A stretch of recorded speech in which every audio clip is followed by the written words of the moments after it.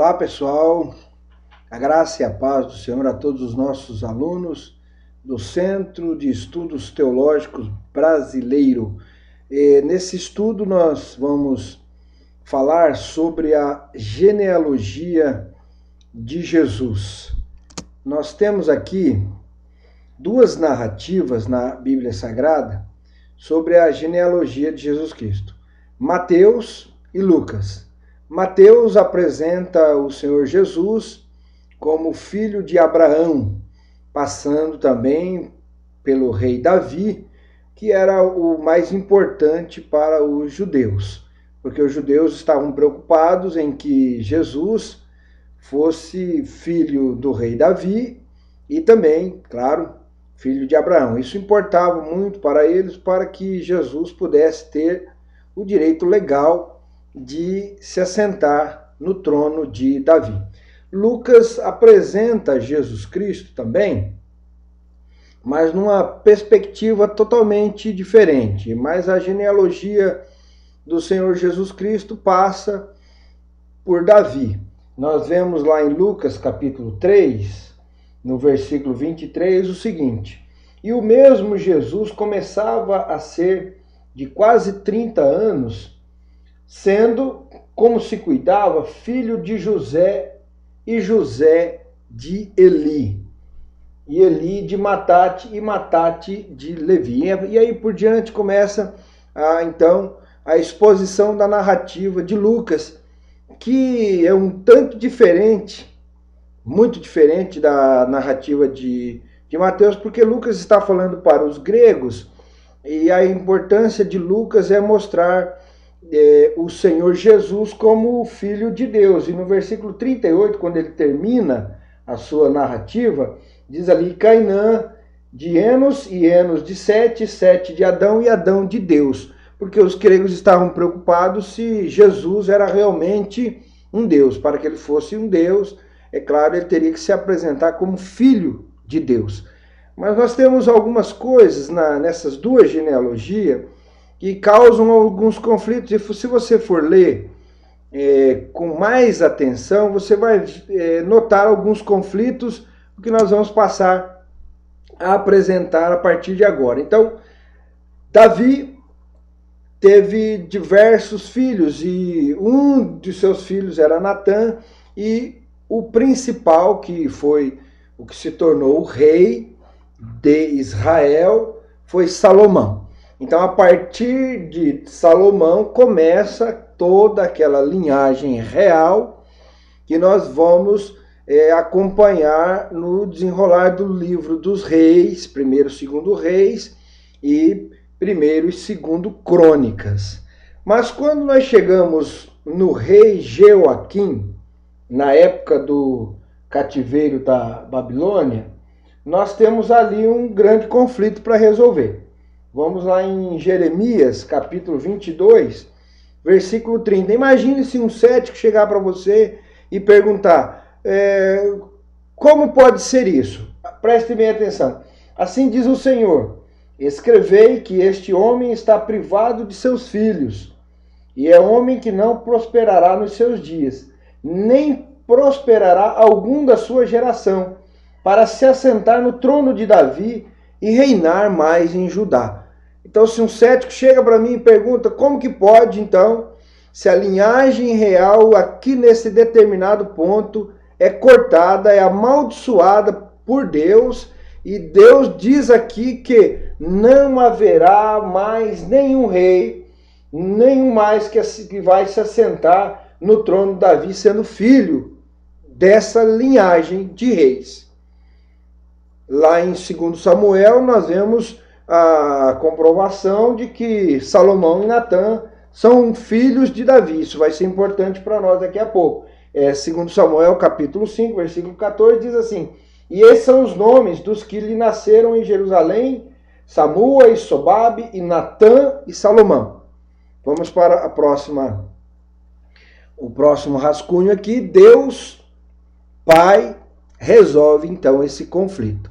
Salomão, ele é pai de Joaquim. Joaquim é pai de José. Como Jesus Cristo não poderia ser rei através da linhagem real, através de Salomão, nem de Joaquim, Deus resolve então o conflito traçando uma genealogia através do filho Natã, um dos filhos de Davi, que é mais velho do que Salomão, não é o primogênito, mas é mais velho do que Salomão. Então Deus, para resolver o conflito, para não entrar em contradição com a sua própria palavra, ele faz com que Jesus Cristo venha nascer de uma linhagem real de Davi, mas não através de Salomão, através de Natã. E Maria é essa descendente de Natã. Portanto, José, ele é descendente também de Davi, mas através de Salomão. Então, Maria e José são primos em primeiro grau. São primos, então Deus não permite que o seu filho venha nascer sobre a proteção de uma pessoa que não seja da linhagem real. José é da linhagem real. José é filho de Davi.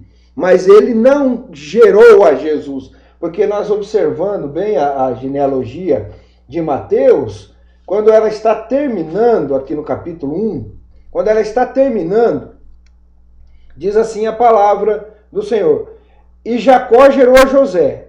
Até aqui, todos os versículos, do versículo 1 até o 16, vem falando que Eliúde gerou Eleazar, Eleazar gerou Matã, Matã gerou a Jacó, Jacó gerou a José. Mas não diz que José gerou a Jesus.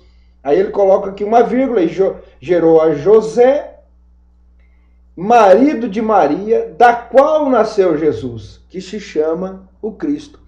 Da qual nasceu Jesus. Então Jesus nasce de Maria. Mas quando nós vamos olhar lá para Lucas de novo, nós vamos ter um problema. Lucas capítulo 3, versículo 23, 24, temos outro problema aqui para resolver. E o mesmo Jesus começava a ser quase de 30 anos, sendo como se cuidava, como se imaginava, como se previa, como se dizia, filho de José. E José de Eli. Mas como que aqui está falando que José é filho de Eli, sendo que em Mateus está dizendo que José, ele é filho de quem? Ele é filho de Jacó. Jacó, pai de José, Eli, pai de José. Então há um conflito aqui. O que acontece? José, está bem claro, cuidava-se que José era o pai de Jesus. Imaginava-se que era o pai de Jesus. Mas aí ele muda aqui para e José de Eli, mas o que na verdade deveria ter sido colocado aqui era Maria. Cuidava-se que Jesus era filho de José. Mas o texto de Mateus está falando que Maria gerou a Jesus. Então a Maria sim é que é filha de Eli. E a genealogia, então, aqui deveria ter começado com Maria. Maria, filho de Eli, Eli de Matate. E vamos até chegar em Davi. E antes de chegar em Davi, nós não passamos por Salomão, nós passamos por Natã.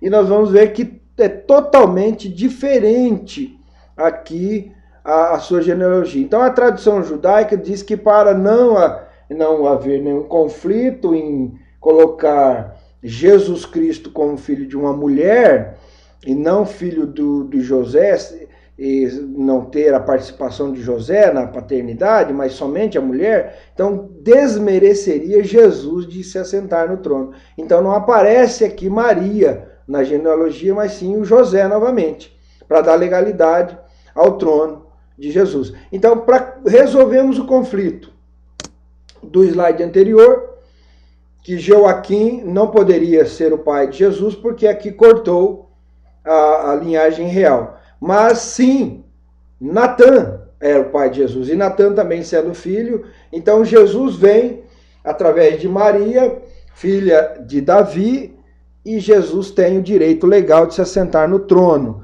Da parte de Natã vem a linhagem real, porque Maria não tem a participação do ser humano para gerar, mas quem gera em Maria, o Senhor Jesus, é o próprio Espírito Santo. Da parte de José vem apenas a humanidade que depois ele vai ser o tutor, aquele que vai cuidar da educação do menino Jesus até que ele esteja pronto para exercer o seu ministério. Então, através de José, nós temos o espírito humano e através de Maria, nós temos o espírito divino. O espírito humano, a educação, a questão social, a questão ética, toda vemos através de José. E através de Maria nós temos o espírito divino. Portanto, Jesus Cristo não perde o seu direito de ser o rei de Israel e também não perde o direito de ser divino, porque o próprio Espírito Santo gera em Maria o Salvador. Jesus Cristo, filho do homem, como o próprio Lucas chama, filho do homem, o filho do homem veio para salvar o que se havia perdido, o que estava perdido, e temos o Cristo, o Messias, o sacrifício perfeito, o homem perfeito, aquele que não passou, não cometeu nenhuma das iniquidades que nós cometemos, mas morou em um corpo humano. Morou em um corpo humano. Jesus é o Cristo, Jesus é o homem, Jesus é o Logos. Jesus é a palavra de Deus encarnada. Encarnada através da concepção sobrenatural da parte de Maria. Então nós temos aí a solução para o conflito desses textos da genealogia que pouco a gente presta atenção, mas que você pode ser questionado sobre o texto de Jeremias e também sobre o texto de Lucas e de Mateus. Fica a meditação para vocês nesse breve estudo e no próximo estudo nós vamos continuar falando da importância de Jesus Cristo para o Pai, para Deus, a importância de Jesus Cristo ter um corpo. Aguarde, logo estaremos trazendo mais uma publicação aqui para vocês. E eu aproveito a ocasião para convidar todos vocês que estão nos assistindo, se você ainda não for aluno do nosso curso de Bacharel Livre, nós estamos oferecendo aí o Bacharel Livre através do CETEL, Centro de Estudos Teológicos Brasileiros, está aí a grade, primeiro, segundo e o terceiro ano. São 3 anos de estudo, são 42 disciplinas, e estamos oferecendo para vocês esse curso aqui em Rio Verde. Se você quiser entrar em contato conosco, ligue para o telefone 3050 1680 aqui em Rio Verde, 3050 1680 e fale comigo. E venha estudar teologia conosco, venha desvendar esses mistérios maravilhosos da palavra do Senhor. E o 4º ano é a convalidação, o reconhecimento pelo MEC. Então o nosso curso, ele vai dar para você o bacharel em teologia reconhecido pelo MEC. Então são 4 anos de estudo, 4 anos de dedicação. O custo, o investimento desse curso para o bacharel livre, a matrícula R$ 60 e a mensalidade R$ 90. São 42 disciplinas ao todo, então R$ 90 cada disciplina, você vai ter um investimento aí muito baixo para um curso de excelente qualidade. E no término dos 3 anos, o bacharel livre, nós começamos a convalidação, a matrícula R$ 70 e a mensalidade são 13 vezes de 230. Esses preços vão vigorar até o dia 31 de dezembro deste ano, 2014. Portanto, venha estudar teologia conosco, venha aprender mais da palavra do Senhor. Não caia naquele texto de Oséias 4:6. O meu povo é destruído porque lhe falta o conhecimento. Mas sim, no texto em que diz, seja um obreiro aprovado que não tem do que se envergonhar, mas que maneja bem a palavra da verdade. Até a próxima, eu deixo aqui o meu alô a todos vocês e que Cristo esteja iluminando, o Espírito Santo esteja iluminando a mente de vocês em nome de Jesus.